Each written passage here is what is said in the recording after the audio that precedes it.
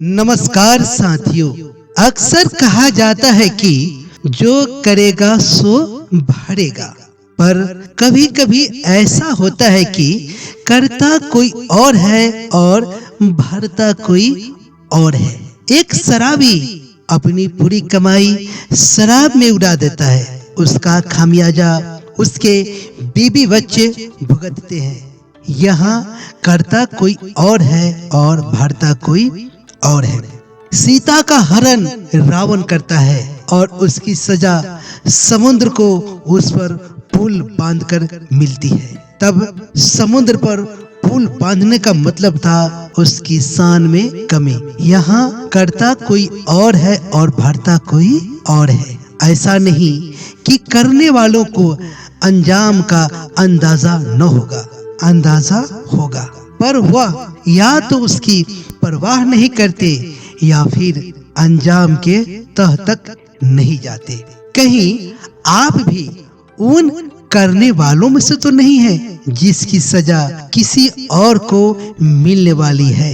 याद रखिएगा, ये सजा भुगतने वाले लोग ज्यादातर अपने ही होते हैं। आइए हम इसे समझते हैं और इससे निजात पाने का सही तरीका जानते हैं। बहुत लोग कहते हैं कि यह दुनिया माया जाल है, यहाँ अपना पराया कोई नहीं होता, यहाँ रिश्ते नाते सब बेकार की बातें हैं। पर जो लोग ऐसा बोलते हैं वे बकवास बोलते हैं। अगर यहाँ मोह माया नहीं होती, अपने पराये का ख्याल न होता, रिश्ते नाते की कोई अहमियत न होती, तो ईश्वर दिल नहीं बनाता।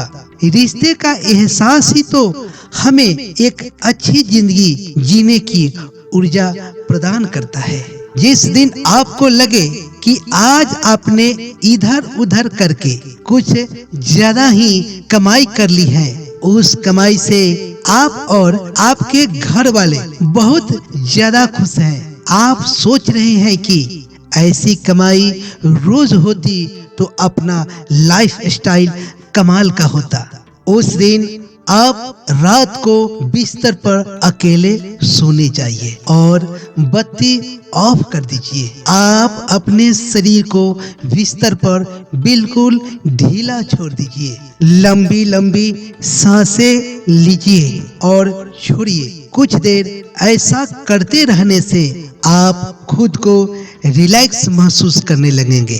तब खुद को यह मान लीजिए कि आप इस दुनिया का सबसे निष्ठावान, ईमानदार और निष्पक्षवान व्यक्तियों में से एक है। फिर आप उस दिन किए गए अपने कामों पर कम से कम 3 बार नजर दौड़ाइए और सोचिए कि आपके कमाने का तरीका सही था या गलत। आपकी कमाई से किन किन को हानि पहुंची होगी और उन पर क्या क्या बीतती होगी।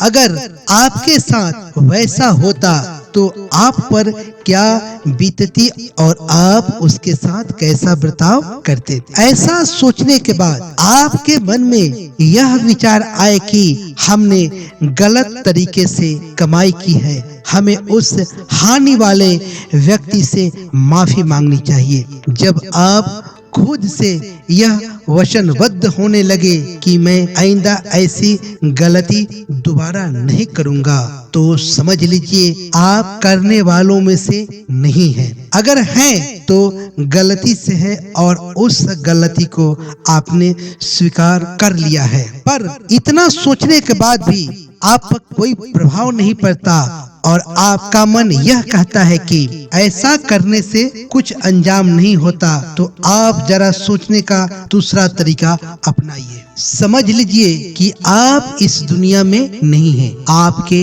बीबी बच्चे, बूढ़े माँ बाप और आप पर निर्भर रहने वाले लोग किसी बड़ी मुसीबत में फंस गए हैं। उन्हें दूसरों की सहायता की बहुत जरूरत है। वे लोगों के आगे हाथ जोड़कर सहायता मांग रहे हैं, पर उन्हें कोई सहायता करने के लिए इसलिए तैयार नहीं है कि आपने जीते जी सबके साथ बुरा बर्ताव किया था। आपने लोगों को दुख पहुंचाया था। आपकी दबंगता और गुंडाई के डर से कोई कुछ बोलता नहीं था। उन्हें डर था कि जो बोलेगा आप उन्हें हर तरह से हानि पहुंचाएंगे। आपके घर वालों को कोई काम भी नहीं दे रहा है। सब यही कह रहे हैं कि इसका बाप, इसका पति, इसका बेटा गुंडा था, अत्याचारी था, इसका भी क्या भरोसा। इतना सोचने के बाद भी आप सही गलत का निर्णय नहीं ले सकते और ऐसा सोचते हैं कि उसने